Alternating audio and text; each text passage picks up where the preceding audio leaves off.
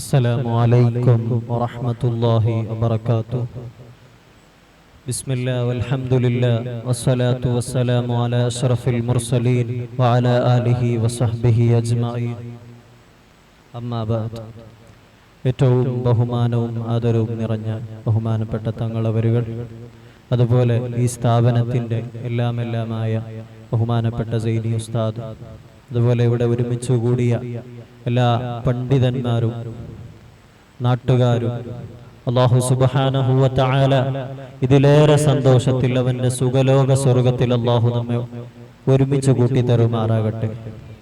പ്രിയപ്പെട്ട മുഅ്മിനീങ്ങളെ, നമ്മെല്ലാവരെയും ദുഃഖത്തിലാക്കിയ ഒരു വാർത്തയായിരുന്നു നമ്മുടെ അയൽ സംസ്ഥാനമായ കേരളത്തിലെ വയനാട് ജില്ലയിലെ ഒരു ഉരുൾപൊട്ടൽ. ലോകത്തിലെ പല ആളുകളെയും, അതുപോലെ ജാതി മതഭേദമന്യേ വ്യത്യാസമില്ലാതെ എല്ലാ ആളുകളെയും ദുഃഖത്തിലാക്കിയ ഒരു വിഷയമായിരുന്നു വയനാടിലെ ആ സംഭവം.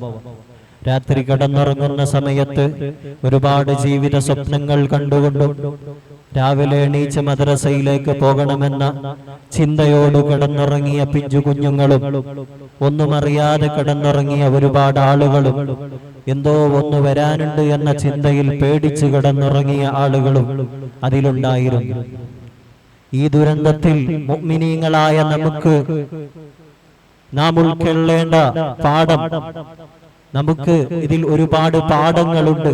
അത് നാം മനസ്സിലാക്കി നമ്മളുടെ ജീവിതത്തിൽ അത് നാം ചെയ്തുകൊണ്ടിരിക്കണം. അല്ലാഹു സുബ്ഹാനഹു വ തആല അവന്റെ ഖുർആനിൽ പറയുന്നു, ഐനമാ കുന്തും യുദ്രിക്കുമുൽ മൗത്ത്. നിങ്ങൾ എവിടെയാണെങ്കിലും, ഏത് കാട്ടിലാണെങ്കിലും, പർവ്വതത്തിന്റെ ഉച്ചിയിലാണെങ്കിലും, സമുദ്രതീരത്താണെങ്കിലും, നിങ്ങളുടെ സമയമായാൽ നിങ്ങളെ മരണം പിടികൂടുക തന്നെ ചെയ്യും. മരണത്തിന് സമയമുണ്ട്, സ്ഥലമുണ്ട്, പക്ഷേ അത് ഞങ്ങൾക്കറിയില്ല എന്ന് മാത്രം. ഇത്തരം പരീക്ഷണങ്ങൾ വരുന്ന സമയത്ത് ചില യുക്തിവാദികൾ, ചില ബുദ്ധിയില്ലാത്ത ചില ആളുകൾ, ബുദ്ധിയുണ്ടെന്ന് സ്വയം വാദിക്കുന്ന ബുദ്ധിയില്ലാത്ത ഒരുപാട് ആളുകൾ ചോദിക്കുന്ന ഒരു കാര്യമാണ്, എന്തുകൊണ്ടാണ് അല്ലാഹു, അല്ലെങ്കിൽ എന്തുകൊണ്ടാണ് ദൈവം അവരെ രക്ഷിക്കാത്തത്, എന്തുകൊണ്ടാണ് പിഞ്ചു കുഞ്ഞുങ്ങളെ ദൈവം പിടികൂടിയതെന്ന് ചോദിക്കുന്നു. അവരോട് പറയാനുള്ളത്, നിങ്ങൾ ചിന്തിക്കുന്ന സമയത്ത് ചിന്തിക്കണം, എന്തുകൊണ്ട് അല്ലാഹു സുബ്ഹാനഹു വ തആല കുറച്ച് ആളുകളെ മരിപ്പിക്കുകയും പിന്നെ കുറച്ച് ആളുകളെ ജീവിപ്പിക്കുകയും ചെയ്തത് എന്ന് ചിന്തിക്കണം.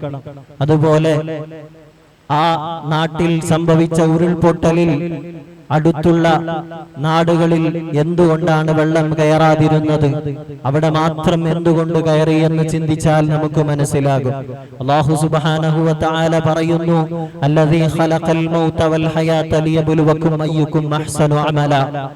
അല്ലാഹുവാണ് മരണത്തെയും ജീവിതത്തെയും പടച്ചത്.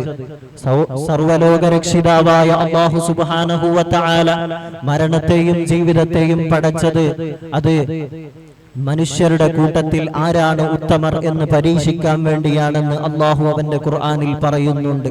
അതുപോലെ പരീക്ഷണങ്ങളെ കുറിച്ചും ആപത്തുകളെ കുറിച്ചും അല്ലാഹു സുബ്ഹാനഹു വ തആല പറയുന്ന സ്ഥലത്തെല്ലാം അല്ലാഹു പറയുന്നത്, വബശ്ശിരിസ് സ്വാബിരീൻ, ക്ഷമയുള്ള ആളുകൾക്കാണ് സ്വർഗമുള്ളതെന്ന് അല്ലാഹു സുബ്ഹാനഹു വ തആല പറയുന്നുണ്ട്. അതുകൊണ്ട് ഇത്തരം ആപത്ത് വരുന്ന സമയത്ത് നാം സ്വയം ഉണർന്നുകൊണ്ട് റബ്ബിലേക്ക് മടങ്ങേണ്ട സമയമായി എന്ന് നാം ചിന്തിക്കണം. അതുപോലെ തന്നെ ഇത്തരം മജ്ലിസുകളാണ് നമ്മെ ഇത്തരം ആഫത്തുകളിൽ നിന്ന് രക്ഷിക്കുന്നത്. ബദരീങ്ങളെ വിളിച്ചാൽ പിന്നെ അവനിക്ക് ജീവിതത്തിൽ പേടിക്കേണ്ടതില്ല എന്ന് മഹാന്മാര് പറയുന്നതായി കാണാം. അതുകൊണ്ടാണ് ഇവിടെ ഇന്ന് ഈ മജ്ലിസ് നടത്തുന്നത് ബദരീങ്ങളുടെ പേരിലുള്ള മജ്ലിസാണ്. അതുപോലെ ബഹുമാനപ്പെട്ട ഖുറത്തു സാദാത്ത് ഫളൽ ബിൻ അബ്ദുറഹ്മാൻ അൽ ബുഖാരി തങ്ങൾ ഉസ്താദിന്റെ അനുസ്മരണയും ഇന്ന് നടത്തുന്നുണ്ട്. ഇവിടെ പ്രഭാഷണത്തിൽ ഉസ്താദുമാര് പറഞ്ഞതുപോലെ എന്തുകൊണ്ടും ഈ മജ്ലിസ് ഖുറത്തങ്ങൾ ഉസ്താദ് തൃപ്തിപ്പെടുന്ന മജ്ലിസായിരിക്കും. കാരണം ഖുറത്തങ്ങൾ ഉസ്താദ് ബദരീങ്ങളുടെ ആളായിരുന്നു. എന്ത് പറഞ്ഞാലും എന്ത് വിഷമം അവിടുന്ന് പോയി പറഞ്ഞാലും അവിടുന്ന് പറയാറുണ്ടായിരുന്നത് ബദരീങ്ങളുടെ പേരിൽ യാസീനോദണം, ബദരീങ്ങളുടെ പേരിൽ യാസീനോദണം എന്ന് പറയുകയായിരുന്നു.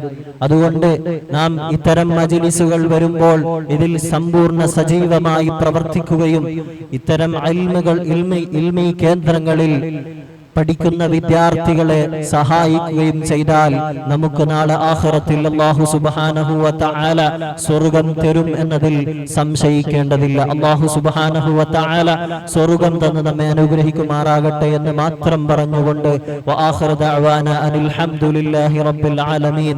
വസ്സലാമു അലൈക്കും വറഹ്മത്തുള്ളാഹി.